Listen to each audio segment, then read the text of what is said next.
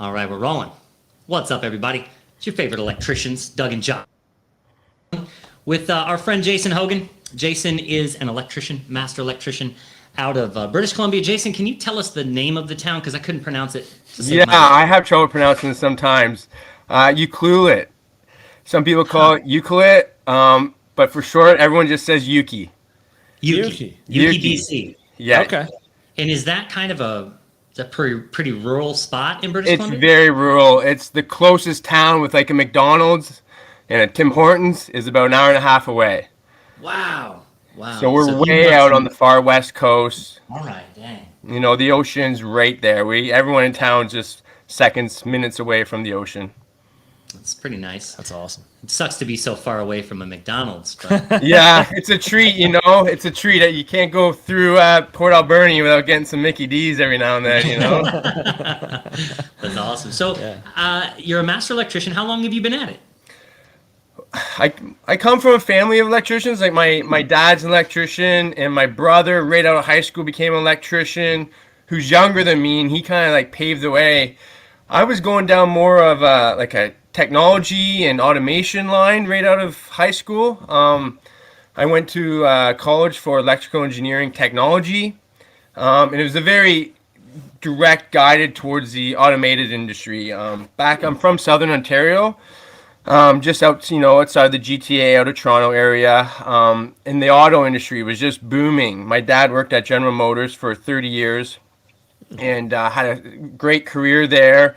And I thought that was the path I was going to take. You know, I thought I wanted to work up and be an engineer. And but through my schooling, they offer a cooperative program where you go and you make a wage in your summers.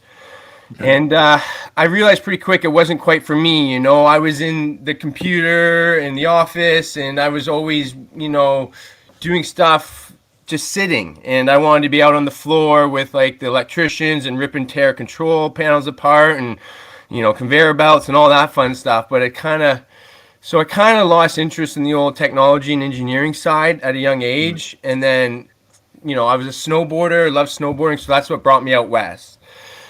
Unfortunately, teaching snowboarding, you don't make any money. So that passion also, you know, by the late 2000s, I was ready to get back in the trade. And out here, the trades were so predominant. The engineering, you know, you had to be in a big city for that kind of stuff. So just got into the trades 2010, 2011. And, you know, finished my apprenticeship 2017, 2016, that era. And then a couple years later, wrote my master's. And then a couple years after that, I started my own company. Same time you guys did, just around 2020. Is that right? All Yeah. right. Yeah, How's it been going? So, how's it going so far? it's amazing. You know, there's ups and downs. You know, listening to your podcast, it's been so great because you guys start at the same time, and I've seen you guys talk about your struggles and your successes and crawling around in crawl spaces, and I was just really vibing with that and really enjoying. I'm like, yes, there's other people who love crawl spaces as much as I do. So, you know, there was a lot of dirty old Reynolds, and you know, I had my mask on. We actually have the exact same mask, Doug. I love when I see you rocking that purple. The little Klein Tools respirator.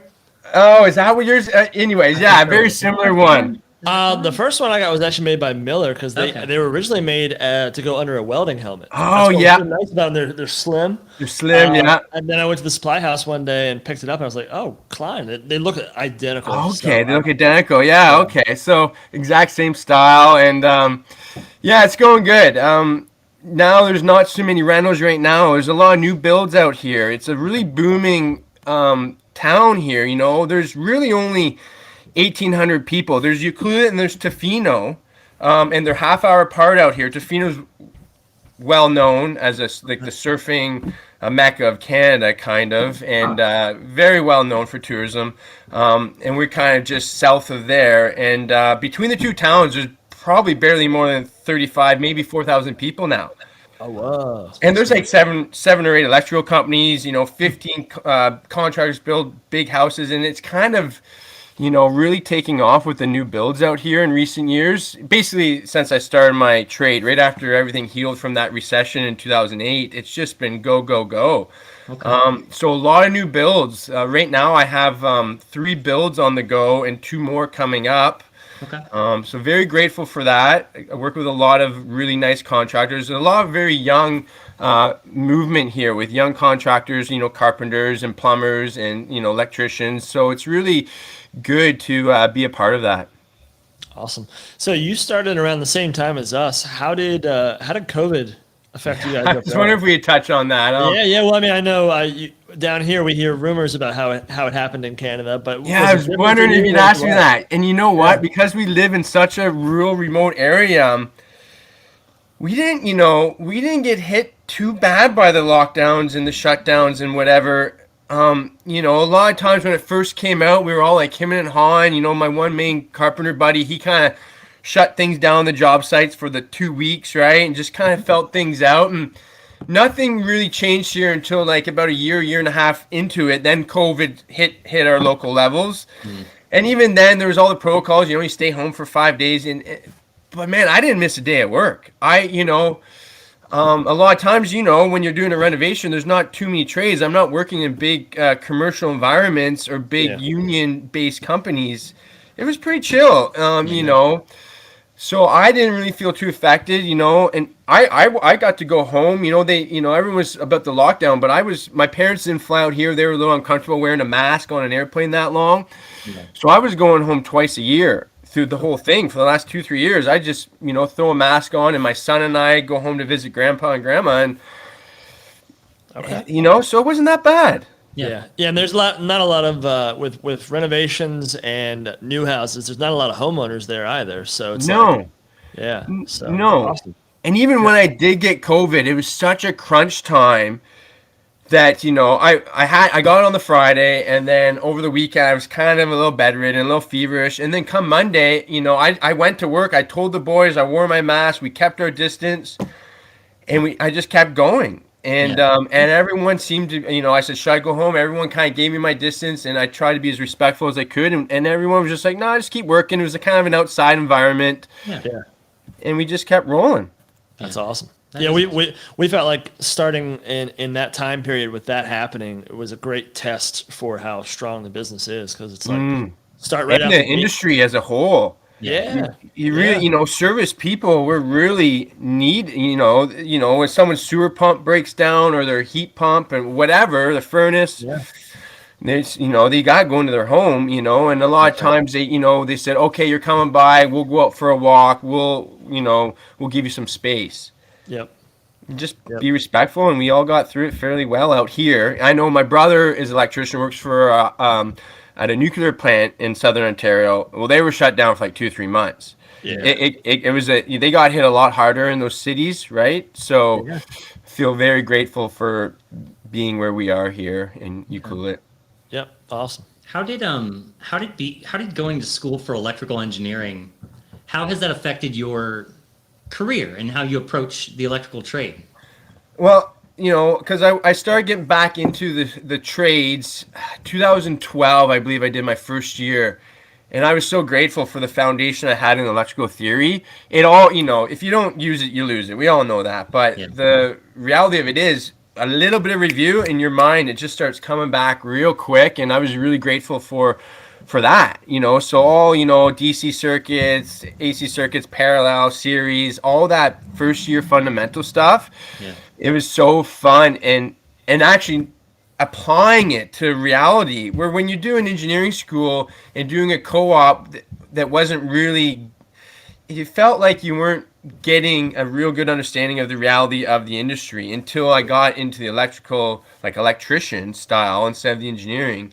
It was way more enjoyable as an electrician, because you do your 10 weeks of school, and then you're right back into it on the tools, applying those things, figuring out how to load circuits, and way more exciting as an electrician versus engineering for me. And I always say, if anything ever happened, if I ever fall off a ladder, I could always go back to that. I would have to move to a city, or there's always everyone's working from home now, right? Yeah. So. And that's a whole other thing that's feeding this community. Since the internet got really good out here, we have fiber optic internet, very fast. People from Vancouver are just flooding over here, cashing out of that big market, very expensive homes there, and buying here. A lot of young people making the move and are almost mortgage free by the time the dust settles.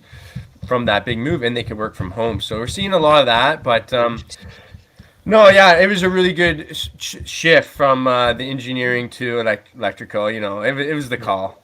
Yeah, those young people that are making the move, I guess they become a great clientele base for you, right? Very much so. Very much so. They come in, they want to do their renos, they want to do their updates, they want a hot tub, they want a sauna, whatever it is, an EV charger, a backup generator. A lot of those service calls from that clientele. Yeah. Low voltage lights over top of their snowboard collection. Yeah, exactly. Exactly. They love that stuff, and that a lot of kitchen renos when you talk low voltage lighting. That's the majority. Under cab lights and really detailed stuff like that for the most part. But a lot of times people just want those. Airbnb is huge here, right? So and I know it's just blown up all over North America. So to get that hot tub going for them is huge in the wintertime. And then because tourism's during the summer, so during the wintertime they could still get people renting with a hot tub or sauna. So that's a huge one here for people moving from the city. Yeah, I saw on your Instagram you guys just wired up a one of those barrel saunas. Yeah, those things they're popular. So cool. Yeah, man, those are just so cool. Can't believe how expensive they are, like everything. It's unreal. I can't believe the cost of things now. Like hot tubs over COVID basically doubled. I had a guy, he couldn't find a 6-person hot tub. He got an 8-person hot tub. I saw it was like a $25,000 hot tub.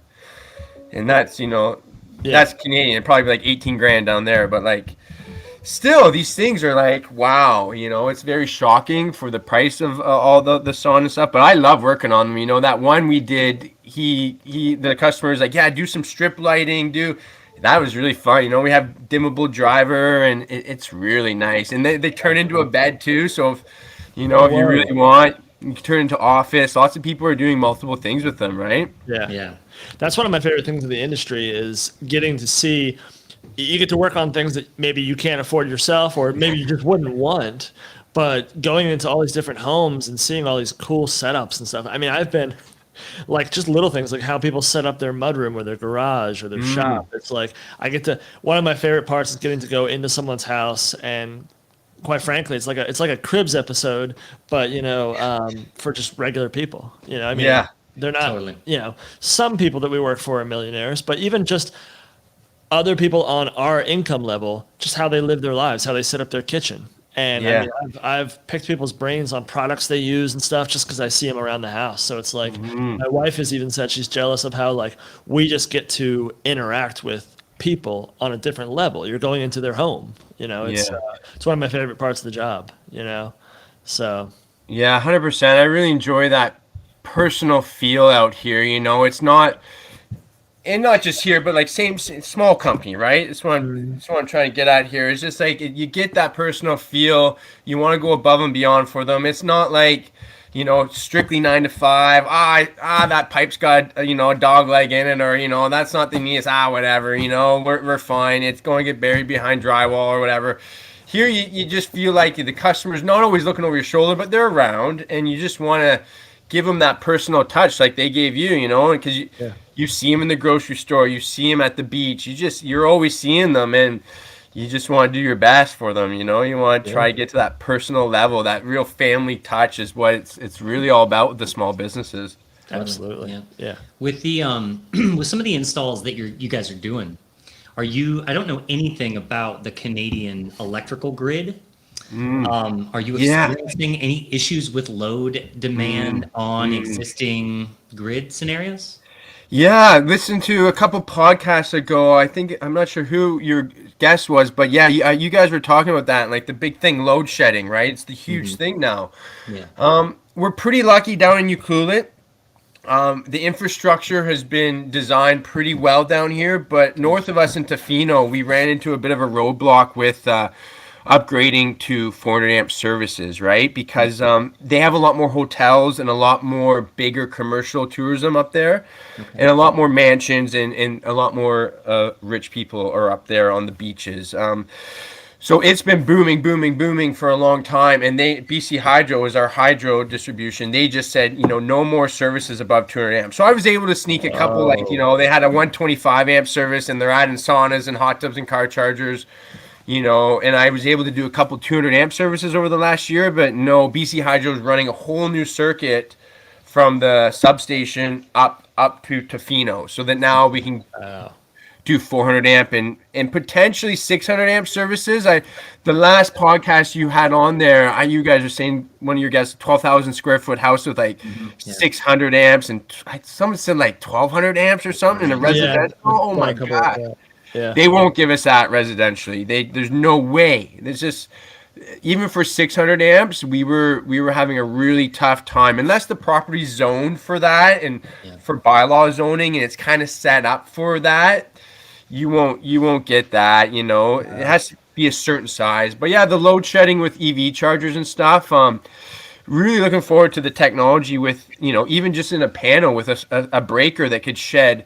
Maybe you don't get your dryer while the hot tub's on, or whatever the loads may be. Yeah. I'm really interested in that because the ones I have wired, this load miser, it only allows you to go to 80% of your load of the house before it cuts things off. Well, we're allowed to load our main breaker 100%. Okay. Wow. And let's load it up, right? It's meant for 200 amps or 125 amps. Why, branch circuits are 80%, but so this load miser was cutting things out at 80%, and it's like it wasn't even, anywhere near the load that the main breaker can handle. Gotcha. So it'd be nice to see that technology get a bit better for sure. Tell us about that load miser. What's that all about? It was what's the brand? DCC is what the brand name was. It was a big, like a box, like a 12 by 12 box. It had a big old relay in it with its own little breaker and a couple little clamp-on ammeters that just went around your main. And once it got up there, it just opened up the contactor and killed whatever load was off the breaker inside the miser, right? So I was getting calls from nuisance tripping. Oh, the client, Airbnb, of course. They're like, oh, they can't charge their Tesla tonight. And I'm like, oh, man. And I go up there. It's working fine. And I'm trying to simulate the conditions that were there when the customers were there. And a little bit of nuisance tripping. So we ended up just upgrading the whole thing because they kept adding a beautiful sauna. And they just kept adding things. So we just upgraded 200 amps. I didn't really take I disconnected the load miser. It's still there. But, it'd just be great if we could find something that's, cheaper to install. Like this was a $1,500 product and you're ripping up, you're trying to fish drywall through drywall and you're trying to make it look pretty. It's basically a half a day or 3/4 of a day. It gets expensive, right? So if you could just slap a breaker into a panel that has its own thing, that monitors and sheds or something like that would be great. What was that company you guys were talking about that you saw at NECA that was really making grounds on that? Wallbox. I don't know if that's the name of the company. That's the name of their product. That was the name of the car charger was Wallbox. I forget. And they had a little relay, digital relay with CT clamps. I've since seen a company called Span, SPAN, LaMontagne Electric was showcasing some of the stuff that he was checking out from Span. And I don't know much about them, but it looks like they have a kind of a smart panel similar to like the Leviton load center, and it looked like in just the content that I saw, you can, in programming your breakers on the app for the Span panel, it gives you load shed options. Wow. And I might be wrong about that, but I'd like to hear more. If anybody knows more about Span, I'd be interested to know. He was saying that LaMontagne was saying that he didn't feel like the panel itself was super user friendly. It did have kind of a similar setup to the classic QO panel where your main neutral bus is just in the upper tight spot. Oh yeah, and there's Square D style.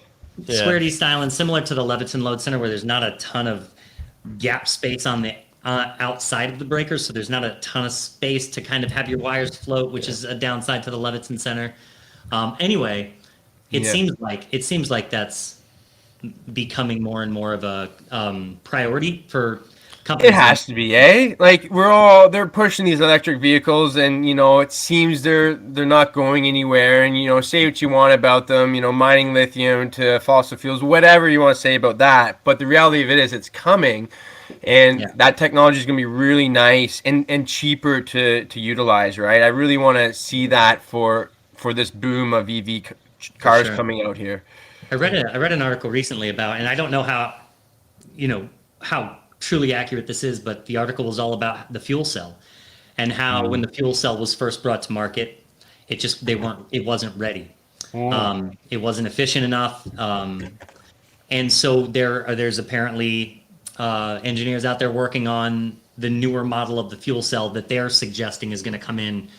And in this one article, ideally blow the socks off of where EV is right now, because with the fuel cell, you don't, basically hydrogen creates electricity, the way that functions. And so basically anyway, that's all I know. It's just a little bit. So if anybody knows more about where the fuel cell might be headed, I'm interested to know, because I think that article was really saying that everybody who's making these like investments in EV right now, they're interested to see how that plays out in the long run, because it's like, do we make this big jump and then the fuel cell comes in and blows it out of the way? And I don't know that that's true. It might not be true. That's always the struggle with being the first adopter, right? And it's and for us as an industry, it's like we talked about it at Nika. It's like there's all these products that certain companies want you to lean into that you're pretty committed once you do. We have a county in Maryland that has now made it code to include in a new home wiring for an EV charger, which is a great concept.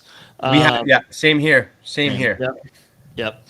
So, but unless the hydrogen fuel cell blows it out of the water, and it's then like it's just a waste of yeah. But I don't know. So, I don't know that that's going to be the case. It's such an interesting. Exactly. Like I remember before before EV took off, hydrogen cars, you thought they were right around the corner. Back in the early 2000s, you just thought, oh, the technology's there. They're coming, but. However that played out, it's all good. I'm sorry. Have you ever heard the concept of how like one technology, if we lean on it and run with it, it kind of prevents all other progression? So it's like, they talk about it with the gasoline cars, right? Like we adopted them super early on.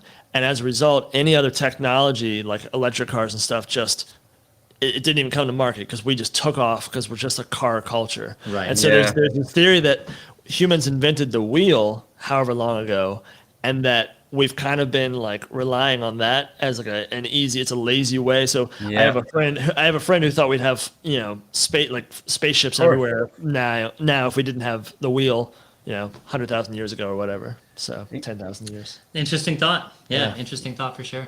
But I'm just an electrician, so that's right. Yeah, exactly. We'll just wire it up, and that's right. It goes, That's right. Yeah. Yeah. Speaking of which, we'd love to chat with you a little bit about the differences between the National Electrical Code here in the States and what do you guys have? The Canadian Electrical Code? Yeah, CEC, NEC. They sound so similar, but they're so different, and it's so similar in a lot of ways, but so different in others. And the only reason I know so much about the CEC is basically, the NEC is basically from Instagram and all the influencers and people down there, with like Mike Holtz and his enterprise and stuff, and it's just so much information out there. And some of the big differences, I always see these pictures where you guys are coming all your branch circuits through the main hub. Like you'll have your main lugs at the top, and all your branch circuits are running right beside there. We cannot do that unless it's a branch circuit and just a load center. Like you have your main panel and then further on down the line. But those load centers without the main disconnect cover, they're more expensive than the regular panel. So it's just common practice for us to have our mains in the main section and all the branch circuits down below, which makes it a bit trickier when you're running wire, because if your main's coming in the top, you got to have enough wire to come in the sides or all the way down the bottom and up in. Roger.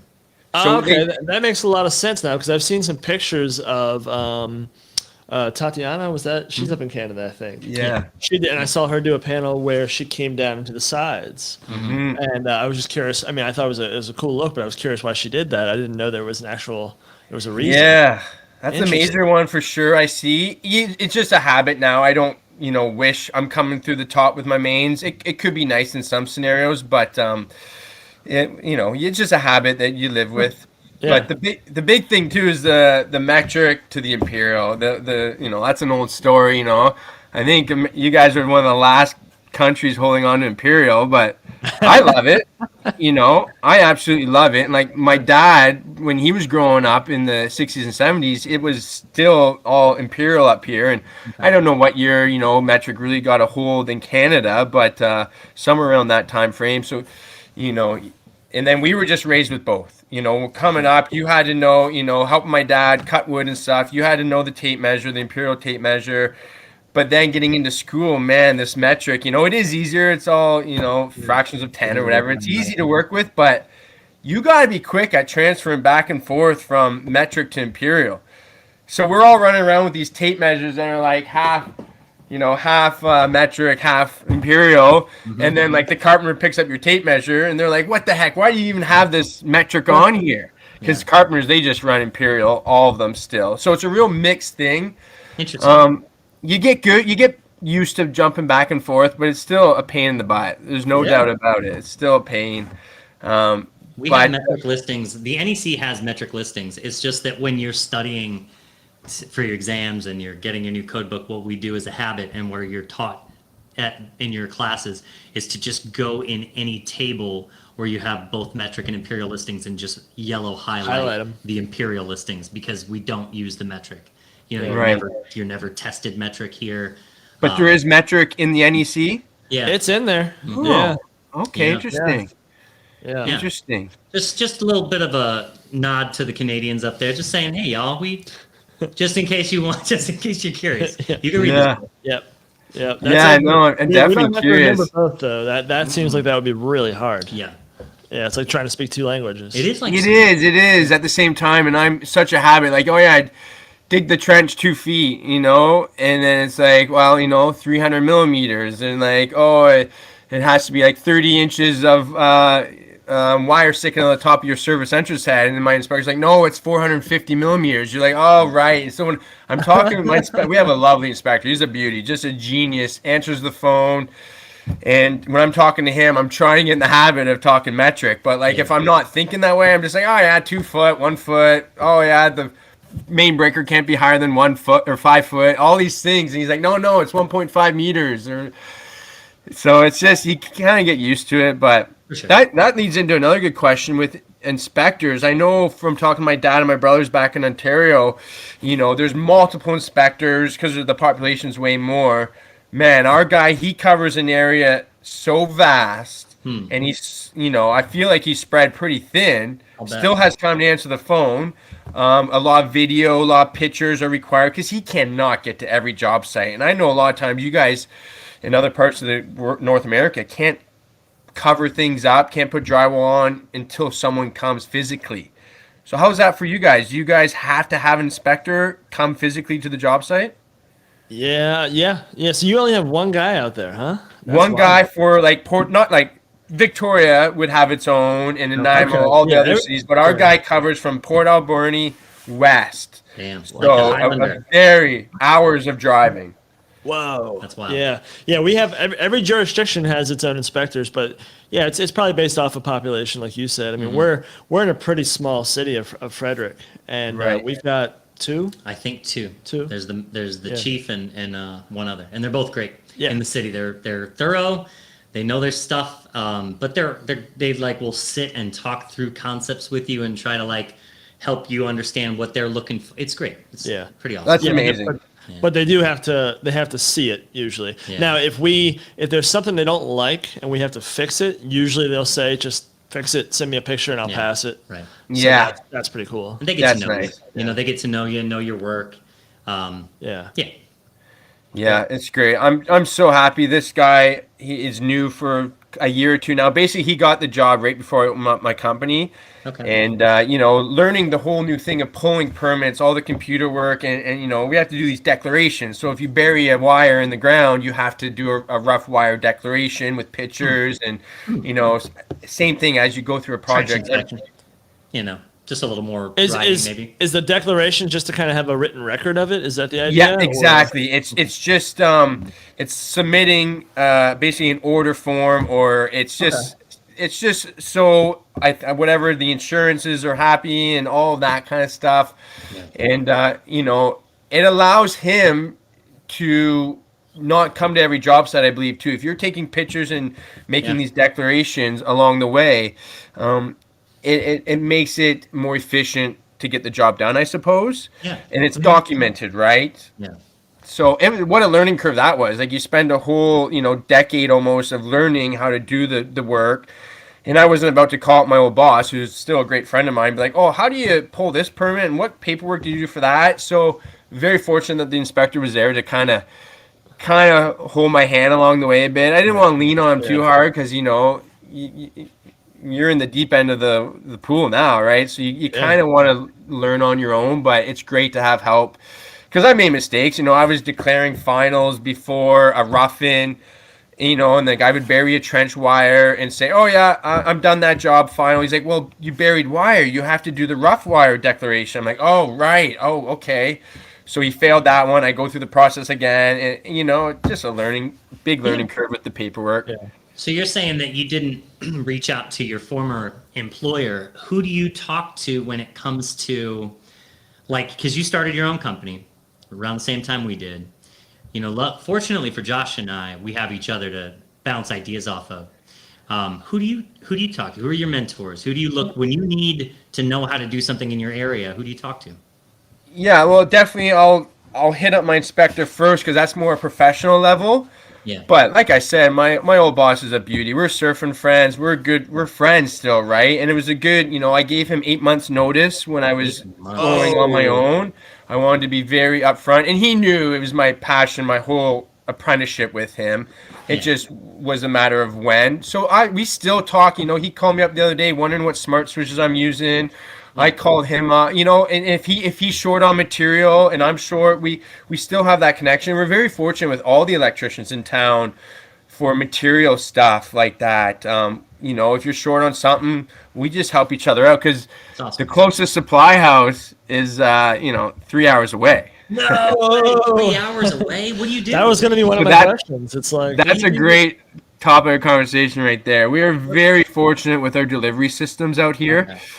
Wow.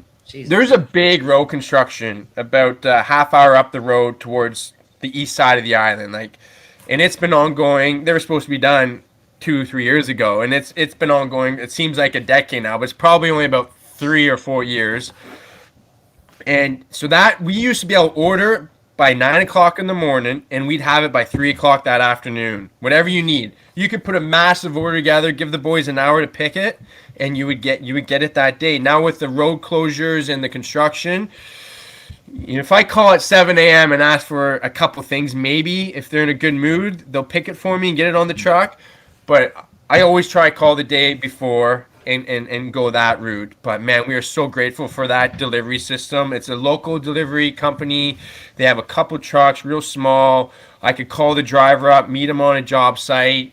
It's really personal, family feel, and we're very fortunate for that. Otherwise, we wouldn't get it done. But I used to just, my old boss and I, we would call up literally the day before supply shortages, right? And we would get whatever you wanted. They had it all before COVID and all of the supply shortage stuff. Now, like when I started my company, I had all this work lined up and I didn't know if I could get the material. So basically I took all my little savings I had and put it into material, panels and wire. And wow.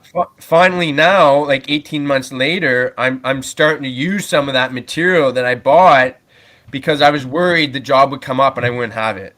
Yeah, makes There's sense. a lot of foresight. It's smart. I have a C-can, like a little storage unit, shipping container thing, and it's just packed full of everything you need so that if I get a service call or a service upgrade or whatever, hopefully I can help that client out. Yeah. But we seem to be recovering. We seem to be recovering in the supply shortages. How about you guys? Yeah. Up and down. Yeah. I mean, we weren't smart and we didn't buy a bunch of stuff like that. We probably should have. Yeah. The big thing for us is meter cans. And they were. Yeah, it's exterior disconnects, things like that. Yeah, we've got a few jobs that we had to extend. Our permits are good for a year, and we had to extend one because it's been sitting there waiting for a year. Yeah. Yeah. So, most people are understanding, but that doesn't help with getting the work done. Right. No, that doesn't help, right? And Do you guys And have I know, any- like, I bought 15 panels a while back, and I Wow. had this massive stack of panels, and just because there was no panels, I kept, every time I called, you got panels yet? Add another 2 to the back order, and then months of that, and then one day I had 15 show up. I was like, oh, I didn't know I had that many back ordered. Yeah. But it was good. A couple guys in town like, oh, I hear you got some panels. Can you give me some until mine come in? And Yeah. so that was Yeah. kind of nice. And yeah, it's really nice to have the material now. You know, there's one guy in California, Right Wire Electric. I don't know if you follow him, but that guy motivated me to like. You're not, you know, you're investing. You might as well spend that money on material if you have it, because it's just like it'll be paid for months before the job comes, and then when you finally get paid for that job, you know, it's not necessarily money in, money out that month. You've already paid for it months ago. So I'm really trying to learn from him on that, right? And try to stock, keep some stock. I really want to get him on the show. If you have Oh, you seen man. him, we gotta get you to I want check to say a him out. little bit. He's maybe, a but- he's a dude out of California, and he just seems like he's incredibly methodical and meticulous, and all his work looks real interesting and Yeah. real thought The through. experience. You Yeah. know, we don't, you know, out here, and like I don't, besides my dad, I don't know too many electricians still in the industry that are, however old he is, he's probably got 20, 30 years experience. It's just amazing to see that. And the motivation that he still has at that age is like, you know, I don't need to retire. Like, I want to be 50, 60 years old and still enjoying what I do. I'm fine wearing a belt, or, you know, maybe the crawl spaces may become a little farther apart, but you know, it's a great industry, and guys like that motivate me, right? So Yeah, it's a good place to die. Crawl space. You just yeah, close the door. Just close the door. close the door. The next electrician will find you 20 years down the road. No need for a funeral. Here lies Doug. The smell. You got to get past the smell. Give it a The month. smell, yeah, exactly. So yeah, you guys want to talk tools a little bit? Hell yeah, we want to know talk it. those. Yeah. So I heard when you came back from Nika or somewhere along that timeline, Josh, you got a new M12 tool. What was that M12 tool that you got? So I am admittedly a terrible home mechanic, auto mechanic. So I love Okay. tinkering with my vehicles, right? And I watched a lot of YouTube videos where all these guys are using the M12 3/8 ratchet. And Right. I thought, Yeah. I gotta get one of those. They look really cool. But I couldn't find anything else in the M12 lineup that I would use in my daily work as an electrician. And when it comes to, you know, with those batteries, if you don't have your batteries charged up, if you use them once a month, it's like, you know. So I wanted to be able to find a tool that I would use daily or every other day, so I would have charged batteries that were working, so that when I went to work on the Jeep, I had the ratchet Right. ready to go, right? Right, right. Because it's like, otherwise it's like those Black & Deckers that sit on the shelves in a homeowner's basement. They use it once every 12 years, you know. Yeah. So when we went to Nika, we found the Romex stapler, M12 Romex stapler. I really liked that. And there was a couple other things, Yeah, there were a but couple other. that was the things, one yeah. I really saw that I liked. And we've had a couple people reach out on the same topic as far as like just Yeah. sending messages to say, you know, the M12. One guy said, and I'm drawing a blank in the name, but he mentioned that he uses more M12 than he does the M18. Like as far as like for just residential service work. Yeah. Even his little impact is an M12. Mm-hmm. What's your experience? Yeah, I'm going that way too. You know, as I remember when I started my apprenticeship, and you know, it was all Makita. My dad bought me a Makita kit, and all the carpenters were rocking Makita, and it was great. You know, and then my boss showed up with that little Makita 12 volt, their first generation. I was like, man, that is cool for, you know, trimming out and finishing and all that kind of stuff. And I was like, man, that'd be great. And then the technology just kind of idled for a bit, it seemed, on the 12 volt platform. And then in recent years, just especially with Milwaukee, they just flooded the market with all of these things. So, you know, and being an electrician, a residential electrician, you know, our demand isn't crazy. So I kind of went nuts. I got the ratcheting cutter, you know, that stripper, the M12 cable stripper. Yeah. All that. You know, the circ saw, my impact, like you name it, basically that little radio. Like I've kind of going that way, and even more excited now that they've released the new battery, right? The new battery with the higher cells, like the Oh, I don't 2160. know. I didn't know about that. Yeah, it's like a 2.5 amp hour for the little compact size, and then the bigger ones, It's a 5 amp hour. Okay. But it's a higher output. It gives more juice, and it runs cooler, it runs faster, all those things they claim. So that, for that circ saw especially, that little circ saw fits in my pack out good. I can just cram more tools in one box when you're using M12. And, it bogs a bit on some lumber. If it's wet, my blade probably could be changed. But I feel like this new battery might give it a bit of boost. So I've kind of heard that online anyways. It seems like it ain't going anywhere. And I feel like for us electricians, it's so compact and small. I could clip that little M12 Surge Impact on my belt, and it's not weighing down my belt. It's not clunky. So it drives 3-inch screws no problem. Now I'm not building decks or anything, but it's great for what we need. Okay. I was so hesitant to commit. I bought it. I got it from Home Depot down here, and they've got a great return policy. So it's still sitting in the box in case I decided to take it back. I was really hesitant to really commit to it. But is that the ratchet or what? Yeah. Yeah. But I bought the way I went into Home Depot, and they had someone in there selling stuff. So it was like you buy the starter kit, which is a charger, and I think I got one of the bigger batteries for it, one of the higher amp hour ones, and then you got to pick a free tool.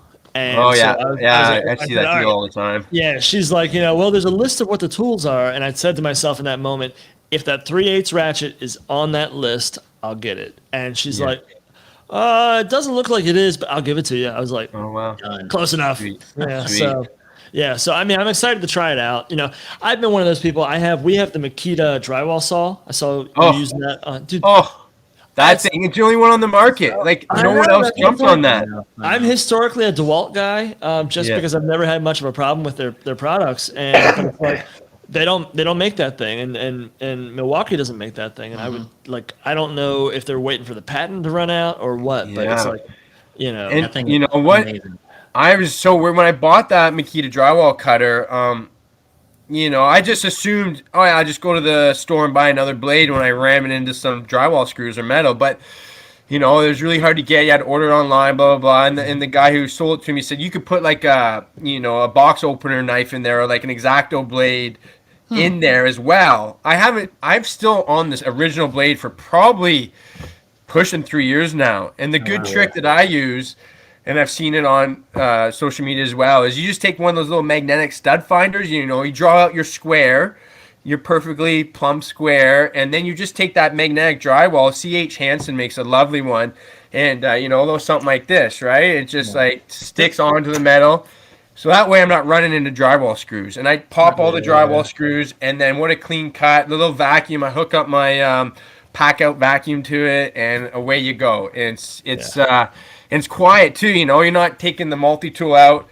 I used to run a circ saw ripping drywall dust, and my boss would come in and he's like, whoa, there'd be a cloud. He's like, what you smoking in here, man? It's like it was the only way to get a straight line, because we all know the jab saw, you'd be going down and it's a little rough, or, the sawzall, God, I'd take a sawzall bouncing off the drywall, and you're like, man, something's got to give. And when that thing came out, I remember I was doing a kitchen renovation, like a commercial restaurant up in Tofino, and I had 30 feet, 40-foot strips of drywall to take down, double 5/8 kind of thing. And man, I was running the multi-tool and just S-ing my way down. I was like, I just got to buy it. And the restaurant owner says, hey, listen, if you buy that, he's like, I'll give you extra money for it. Like whatever it does to cut a straighter line. And so I bought it, and it was just no regrets. One of those tools, just to this day, is amazing. With the dust collection too, it's pretty nice. Yeah, it's amazing. For me, it's the only. I used to have Makita driver and drill. I never really used them. I hate having multiple chargers and multiple batteries. And I think that's the only thing that really helped me back on the M12. I know if you're in the Milwaukee system, they make one charger for both the 18 and the 12, and that's pretty nice. But for sure. It's so that's been the hard sell for me is having multiple chargers, multiple batteries. Batteries are amazing as a technology, but I also kind of hate them. Yeah. It's and especially the more of them you get, it's easier to lose one somewhere, and which one's older, and So It's a challenge. Now that I have two guys working for me and things get spread out a little bit, I got two rough-ins going. I try like on a Friday or at least a couple times a month, just pull all the batteries back into one pack out kit. I know how many I have. I could do the count. And everyone has a different relationship with batteries. In the 10 or 12 years I've been doing this, I've only had one battery die on me. It's because I was on top of the ladder, Makita Impact, and I didn't, I used it as a hammer, right? I took the back. I was like, bam, bam, bam. Like, it went right to the battery. I was like, man, that is a smart move there. yeah, I like how you weren't going to admit it, but then you did. Yeah, So that's an interesting question because we have one employee and we're going to, at some point, we're going to be growing a little bit, with tools. You provide them all? You let your guys provide them? How you do that? Yeah, well, I had an employee before who was just first year, super green, didn't have any tools, and I didn't really want him going to Canadian Tire or like what do you guys call it, like a real baseline store. Sure. And buying like a $10 pair of pliers and strippers and seeing him struggle cutting Lumex, Yeah. So I gave him all my Connect Pick stuff because I had extras. Like while you're working for me, you can use this.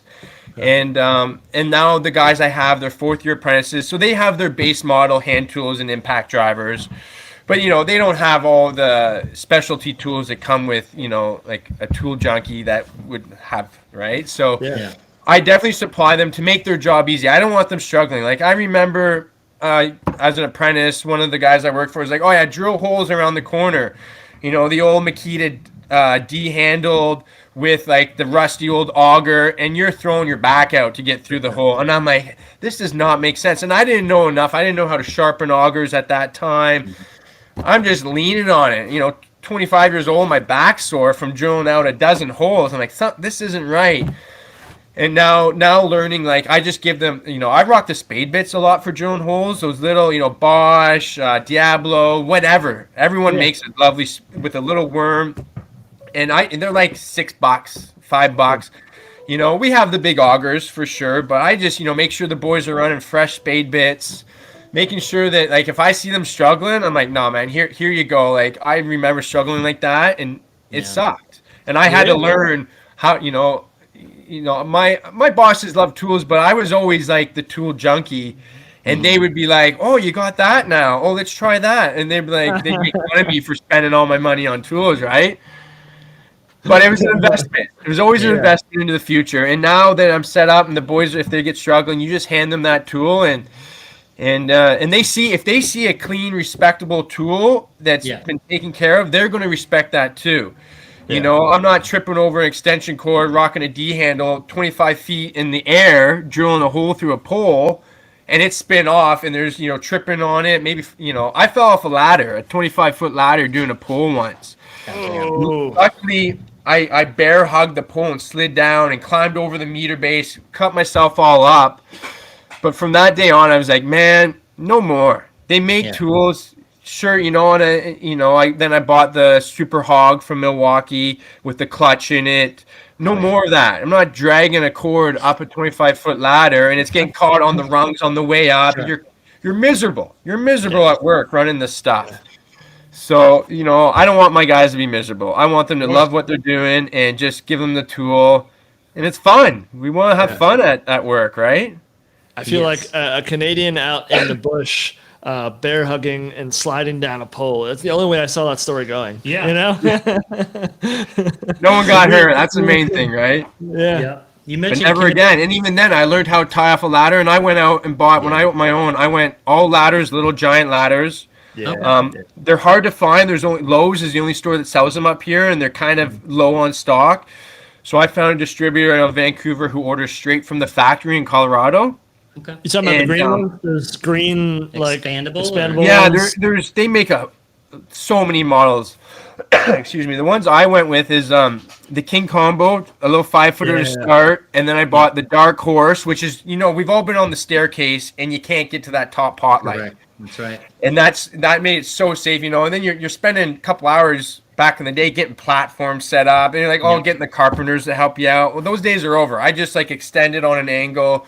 Everything's safe. It's heavier than anything. Like it's a heavy ladder, but it does everything. It can flip up to an extension, you can go like 22 feet in the air with the one I got. Yeah. And then eventually I had to get an extension ladder. And I wasn't going to get one that anybody was slipping off a hydro pole, that's for sure. Yeah. So, and Little Giants have this lovely safety package. They have this pole strap on the top that really hugs the pole nicely. And it comes with like a level and all these features, these sumo stance feet. So if you're on unlevel ground, you can level it out.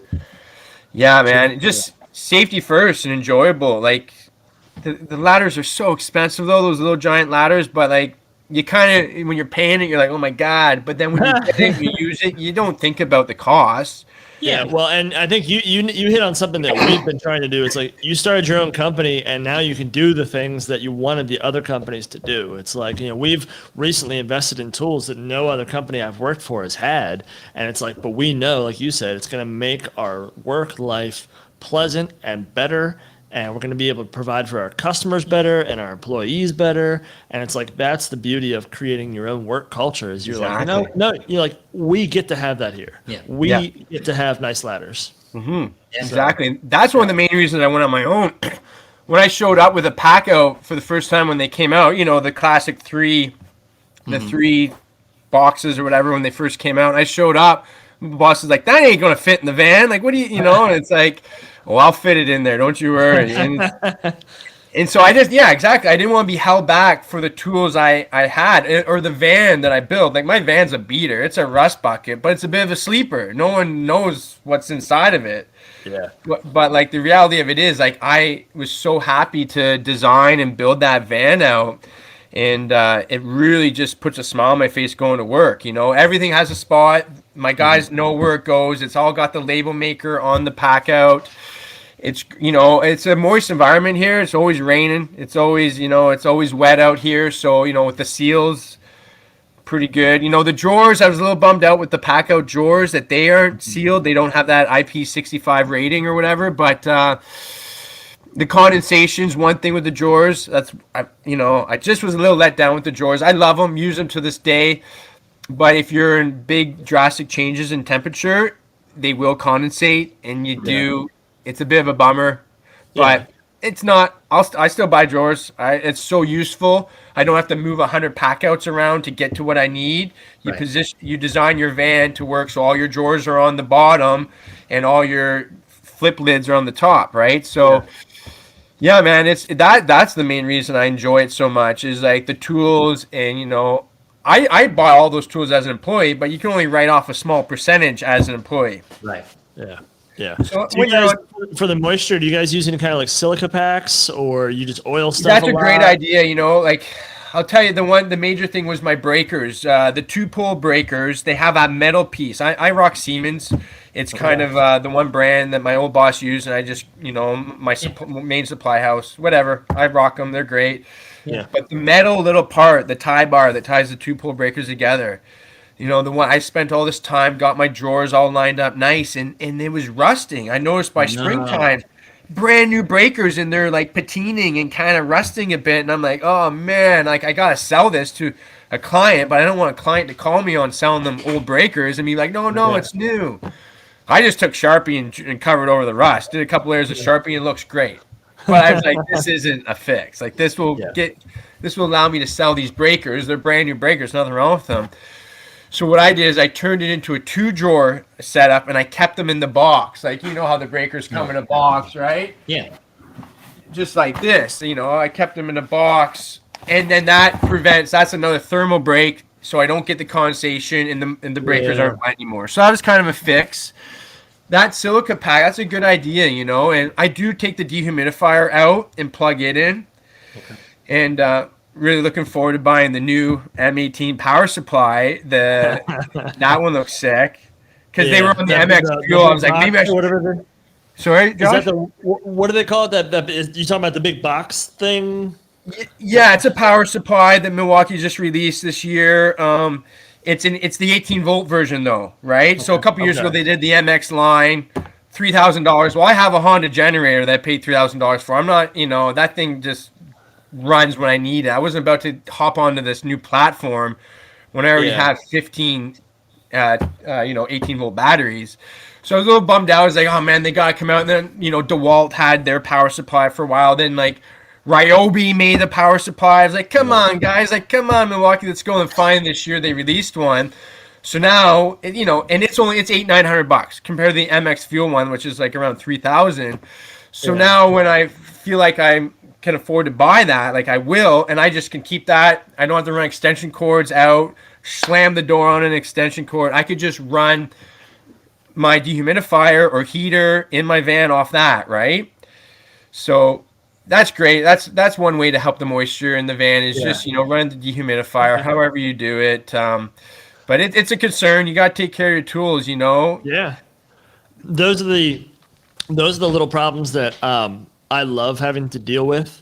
That most big companies are like, well, then we're not keeping breakers in the van anymore. You just take what you need, and it's like, well, that's not a solution. Yeah, it's like I'd rather, although, and Doug knows it. It's kind of my problem is I'm a perfectionist who's all or nothing, and so if I don't have the perfect solution, I'm just kind of torn up about it in my head. Yeah. And so it's like, we deal with some moisture here, but not to that degree. I am recently, like my breaker situation on my van, they just get beat up and they rattle around and they're dusty, and it's just like I'm always brainstorming the next solution. Yeah, the dust was a big one. Hey, that dust in them, they're bouncing around. Oh, you pull these brand new all breakers. the writing gets worn off on them, and the number gets worn off, Yeah, they don't look and you're like, all right, well, I like having for what we do. I like having almost like Noah's Ark. I like having at least one or two of every breaker. Yeah. And then I replace them as I use them. But yes, some of them, like the really oddball ones that I like having because they're 3 days out if you order them, but they spend a year bouncing around in the van and they're almost unsellable to a customer. I know. So yeah, that was it, even down to like cover plates, a cheap cover plate. And you get some one off like a 2-gang blank cover plate with like just blank. You're like and then by the time you pull it out, it's trash. It's all scratched up. So that was a big thing. Like, and same thing with keeping metal boxes in a metal crate. Keeping I use a lot of plastic. New Tech is this brand up here from Iberville. Okay. I love plastic boxes. They're solid. A lot of guys back east, I see they love those little device boxes that are still metal. Well, I hate those because you're like a millimeter away from shorting out. Totally. Whatever, wrap your tape around them. Whatever you gotta do. But we're plastic box guys here for the most part. What about you guys? What are you using for your boxes mainly? Plastic when we can. Mm-hmm. The metal boxes have their place. Yeah. We're in a historic town, so in a lot of these really old homes, the wall cavities, the interior wall cavities are just too shallow to use. Even like a 14 cubic inch. Yeah. Okay. Works. So like the little metal gem boxes are sometimes the gangable ones are the only option we really have. Yeah. Sometimes. Yeah, I know. Guys love those. Guys still rock them to this day. They love those boxes. They'll do brand new houses in those boxes, I see, right? So, hey, it's just personal preference, I suppose. We like plastic for new work if we can. Yeah. I saw somebody somewhere, maybe it's like you're saying out east up there, somebody said they're only allowed to use metal. They weren't allowed to use plastic. Interesting. Yeah, every city or every place in the United States has its own. I was talking to a guy from Chicago, and he was saying that, and anybody from Chicago listening can obviously correct me if this is wrong, but he was saying that everything had to be done in conduit there. Like every run they did had to be a conduit run. Like wow. I remember you saying that on another podcast. I'm glad that's not here because my EMT bending skills, oh my God. I got very little experience. That's one thing I regret. A lot of my friends worked in industrial atmospheres, and they got better at that, and I didn't. Yeah. I'm pretty good at bending PVC. I've done a lot of that living in an ocean community, but man, that EMT. What's your bending tool? What do you use for? Oh yeah, let's talk about our bending tools. So the old heat gun, man. I tell you, as an apprentice, my boss would have me in the corner a windy winter day, and you're hitting there. Then he, be yelling at me, "Why are you taking so long to bend that 3-inch PVC or not 3-inch, 2-inch PVC?" And I'm like, it's. As I heat it up, it's cooling down. It just was like a nightmare. And then there was, the Greenlee wrapper thing. You wrap the thing up there. But then that was like a $300 thing, $400. And the reviews were like they break down. They always break down. And so I never really did that. And then when I got on my own, I bought. I was going to buy the Greenlee PVC like hot box. Yeah. But then my rep, my sales guy there, he said, well, Southwire just is making one now, and it's $200 cheaper. Huh. So I bought the Southwire hot box PVC bender thing. My God, it's amazing. You can bend 2-foot chunks at a time, and you're not kinking the wire. It's evenly heated. You have to continually rotate it. I learned the hard way. I was like, oh, just let it sit in there, and I bubbled a couple of pieces out, and it will like burn right through it. You got to keep rotating it. But that is, if I have the piece of conduit in my hand and it's not already in place, that's what I use. It's night and day. It was worth the $800. All right. For sure. When I was 18, my second week as an electrician, I was working with a guy. We were doing a light post, and he was bringing PVC into it. He goes, "Oh, we got to heat this and bend it." I said, "Okay." And mind you, I have no experience in the electrical industry at all at this point. And he goes, "All right." So he takes some of his PVC glue, the solvent, and he pours it a little bit on the sidewalk. And he pulls out his lighter and he lights it on fire like a little thing of napalm. And he rolled the PVC pipe over top of this flame. And I mean, it looked terrible. It got all brown and melty. Yeah, okay. But he got it bent. And I just remember being like, wow, that's how these guys do it, huh? Yeah. That's not how you do it. Wow. Let me show you how to make some moonshine next. Yeah, I exactly. also Oh my learned that gosh. stuff is very flammable. So Yeah, wow, unreal. Yeah, that's huge out here, especially in the winter. Like your guys' winters are colder than mine, I'm sure. Are they colder here, you think? Or you guys don't get too cold there? Yeah, we're so close to the ocean, and we're we are at the southern end of British Columbia, but it's mainly the ocean currents and everything that keep us from You're freezing like too Seattle bad. weather. Yeah, it's in the middle of the winter we'll get a couple days that are, here we go, Celsius versus Fahrenheit, but under like 0 Celsius. Yeah. I don't know, what's that, 30, 32? 32. yeah. Yeah. So Yeah, the freezing point in Celsius is 0, and the freezing point in Fahrenheit is 32. So there you go. So we're usually probably around 40, 45 degrees Fahrenheit in the winter. Okay. In the summertime, it doesn't get hot either where we live. You can go to Port Alberni, it'll be upwards of 90, 100 degrees Fahrenheit. But like here, it's 70, 80, 80 is like very rare.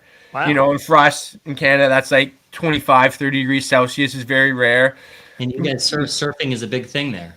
Surfing's huge. That's why I moved here. That's I didn't give up snowboarding, but I got into surfing, way easier on the joints. Found this community, and that's where I was like, man, I want to start the electrical trade here and start my career here, because it's huge here. It's the reason I'm here. Is the ocean pretty mild, considering that you guys don't get too warm there? It's pretty cold. It's cold. Like even like growing up, like, oh, California, they're surfing in bikinis. No, man, until you get, it's like that whole Pacific Northwest, even down like San Francisco, all the way up here. You're wearing thick 5 mils all winter long. Summertime, you're wearing thinner wetsuits. You can get away with it. No one's, a couple days a year, hardcore people are rocking the boardies, and you see a couple girls in bikinis just to say they did it. But it doesn't. It's not reality. It's cold. In the wintertime, like our water will get down to 45, 48 degrees Fahrenheit.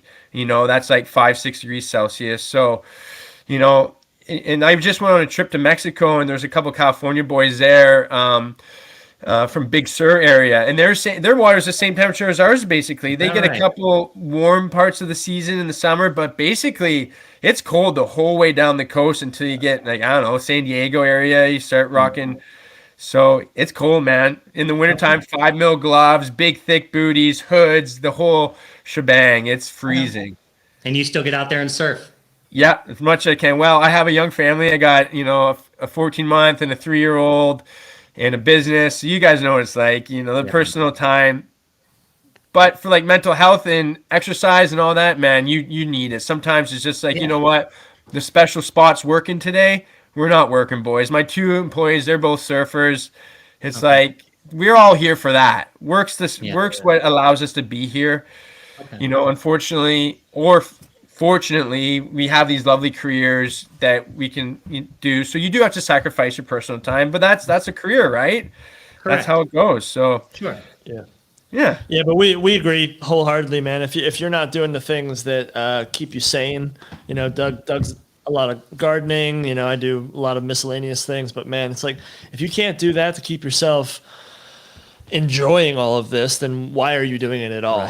Why are you doing it? Yeah, are you living to work or working to live? You know, it's like, and sometimes I'm in that mode and I'm just living to work, and there's nothing wrong with that either. Like I was talking to a friend the other day, and we skipped a day of work because our special spot was working, this beautiful wave, and we're out there. And you know, sometimes when that spot's working, I'm like, I can't think of work anyways. I'm like, oh, what's the waves like? What's the waves like? So you know, you're better off just to like put the tool belt down and go.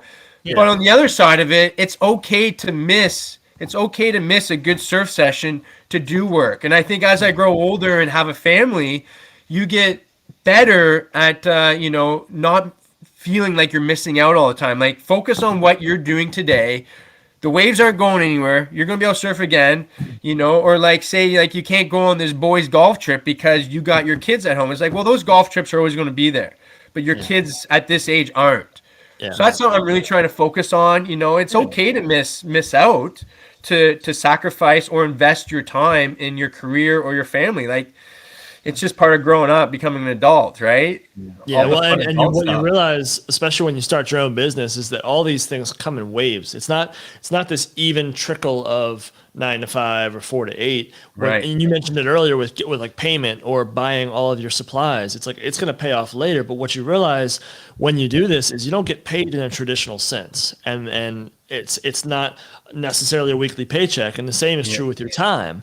You know, maybe you'll have to cram for 6 months at work, but then we get these big breaks where it's like, it seems like there's a couple months at a time where once a week I'm able to go take a hike and just or have an early day. And so it's like, but then we're going to be cramming at another period. So it kind of comes in waves in terms of how you get paid and how you use your time. It's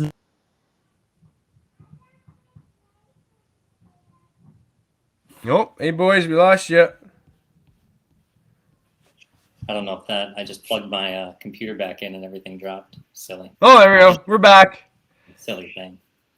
Yeah, the waves, man. Isn't that crazy with this industry? It's feast or famine. Like I tell you, from mid-August to mid-September, about that month there, my phone wasn't ringing.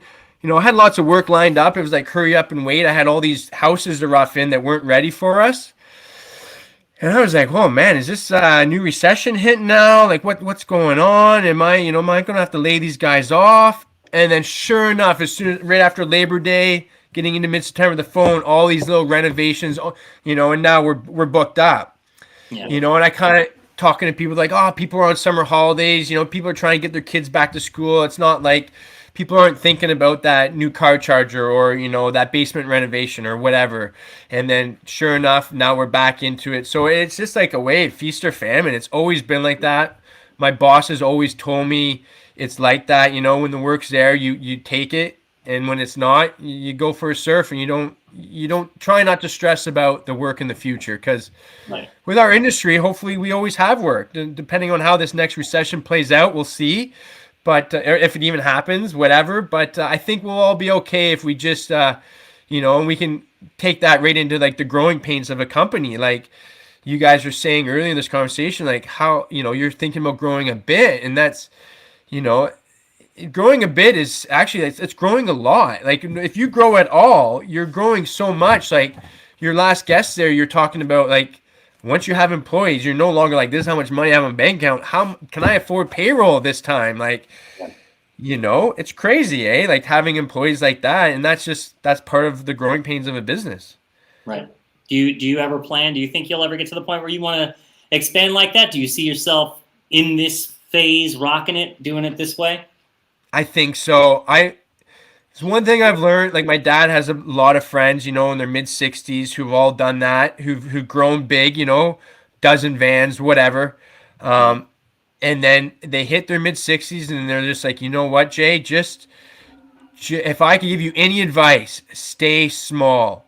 Stay small and just, you know, manage what you have, because I'm all about quality control. You know, I really want, you know, I spent 10 years learning how to do something to a certain level, and I just want to keep achieving a higher level. But you can't do that if you're all spreading a massive company and running around with your head chopped off, keeping half a dozen or dozen guys going. there's a lot more stress in that. I love wearing the tools. I love doing the quality job. So I feel like I've grown bigger than I've wanted to already.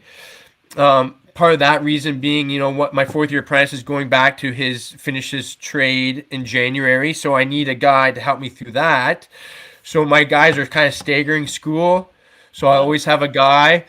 But in a perfect world, I just have me and one guy, and and you gotta learn to say no. That's the issue, right? Everyone's your friend in a small community, and I hate saying no. I want to help everybody, but how you can't help everybody unless you grow, and then you're like, hey, well, I'm going to help everybody. I'm going to hire a bunch of people, and then they're like, oh, Jay, you missed this wire, or hey, oh, there's that, and then you're like, your quality's going down. So I don't know, man. What do you guys think? Same. Yeah. Yeah, but we had this. We've always said we want to stay small, and we couldn't see ourselves getting any bigger. But recently, it's one of those things where you say no until you're like, oh, that's why we might want to grow. So we've recently we have some stuff on the horizon that we've considered maybe growing a little bit. But I think ultimately, when we say it's still small, like definitely not a dozen trucks. Like we can't imagine. Yeah. Can't imagine why we'd want to do that, Yeah. So we recently, Doug really nailed it when we were coming back from Nika. He said, growth, only when growth is the solution. And so it's like that, because we always say why grow, just for money, that's not good enough for us. Yeah. There has to be a legitimate reason. And but no matter what, I think even if we do grow a little bit, like you said, that's a lot. But we're not talking much. Nothing we can do. Just enough. I think the real issue is just trying to figure out how the hell we do everything. And so that's when you're already you're already running full speed and you've got a bunch of irons in the fire and you basically work from the time you wake up to the time you go to sleep in one capacity or another. Sometimes you just think, what forever? Like, is this something's got to give? Like we got to do something. I mean, the workload can be tremendous. But like Josh said, it's and like you said, it's in and it's out. It's feast or famine. Sometimes we go through these phases where we're like, oh, it seems like a pretty easy week, and then some weeks you're just like, well, we're 7 days this week because we just got to catch up. Yeah. So I think the thing with us is it's just that there's so many things we're excited about doing. Yeah. Between hobbies and work and things that we feel like we can make. There's more things in work than just electrical for us. There's podcasts, there's stickers, there's shirts, we want to give back to the community. We want to travel, and I'd love to come see your van in person.